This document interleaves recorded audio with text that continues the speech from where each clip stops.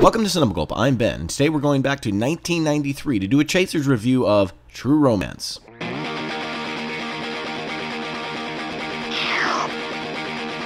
Being one of my top 5 favorite films of all time, True Romance redefines genre. It's pulpy, it's cinema cool, it's action-packed, it's funny, it's fiercely directed by the late, great Tony Scott, and it's well acted by two straight up-and-comers for the time, Christian Slater and Patricia Arquette. Slater and Arquette signified chemistry, defined swag and cool, and owned the youth of the early 90s. Like many Tarantino dialogue films, this one holds up extremely well. From Tarantino's script, Tony Scott rules the material. I would defend the statement that Tony Scott, if not QT himself, was born to direct Tarantino screenplays. At least way more than Oliver Stone, who committed Hollywood's screenplay murder on QT's Natural Born Killer script a year later. Unlike Stone, Tony Scott takes the source material seriously and doesn't feel the need to inject his own personal beliefs and opinions on it. That's not to say that Scott didn't put his own style and aesthetic to it. That's what he does, and that's why he's so great. He, unlike so many directors working today, had his very own visual style to every single shot. He had an orange, yellow, and red color palette that would always find itself seeping through mini blinds. His own pacing and tone to every single cut as well. You always knew when you were watching a Tony Scott film. I love all the characters in this movie. You're spoiled rotten with all the great performers doing their thing. It's literally an explosion of Hollywood mass talent. One second you're watching one of the greatest character actors of the last 30 years in Gary Oldman killing his monologue with such tour de force and conviction.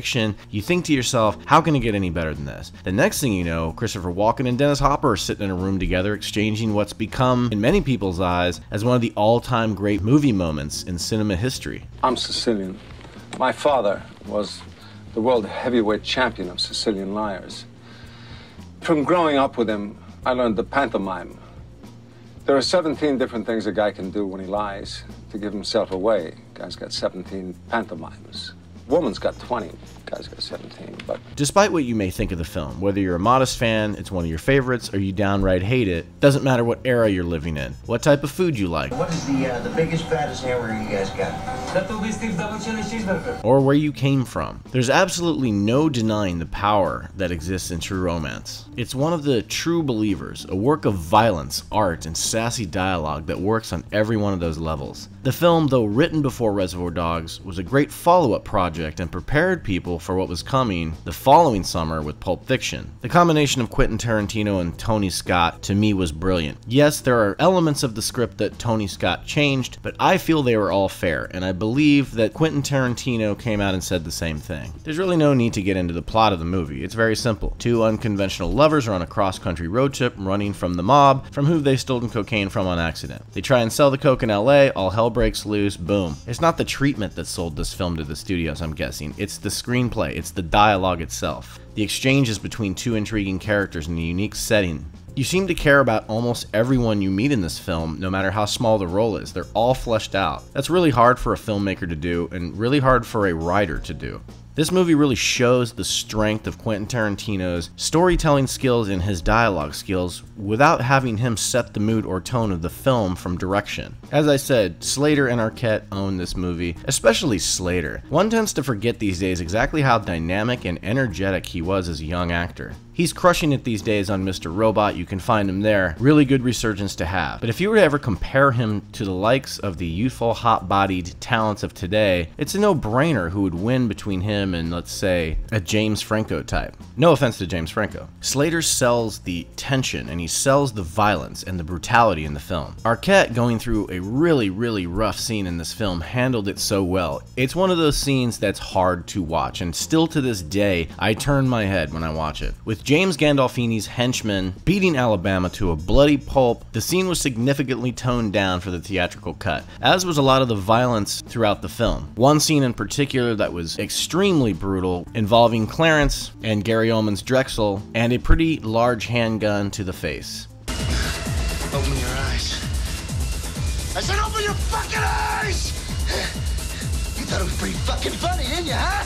Oh, fuck you! Fuck you, you piece of shit! When you watch the director's cut, this is a much more violent scene. I've always considered this my favorite Quentin Tarantino screenplay. Sure, there have been others that are more unique in style and have a little bit more plot, but there's something about the fleshed out characters and the environment and the world that Quentin Tarantino sets in this film. And with someone as talented and amazing as the late Tony Scott was, everything just worked on all levels. The substance of the script, along with the late great Tony Scott's energy and style, made for a complete fun ride.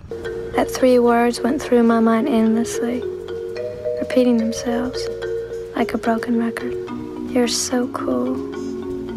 You're so cool. Despite its violence, its language, some racial slurs, and brutality, this movie is one of the best popcorn movies you never thought was a popcorn movie. With the cast just loaded up from everywhere to Chris Penn and Brad Pitt, Christopher Walken, to Michael Rappaport, and Tom Sizemore, Val Kilmer, even Balky from Perfect Strangers.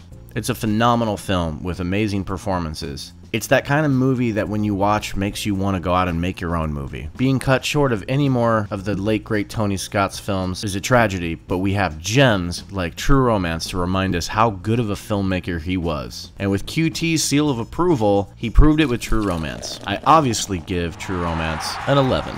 Put it up to 11. 11, exactly. Thanks for watching Cinema Gulp's Chaser review of 1993's True Romance. If you like this review, please click like and or subscribe to Cinema Gulp today. You can leave some comments down in the comments section below. You can find us on Twitter, Facebook, Instagram, and Tumblr at Cinema Gulp. Until next time, this has been We Drink Your Cinema. I drink it up!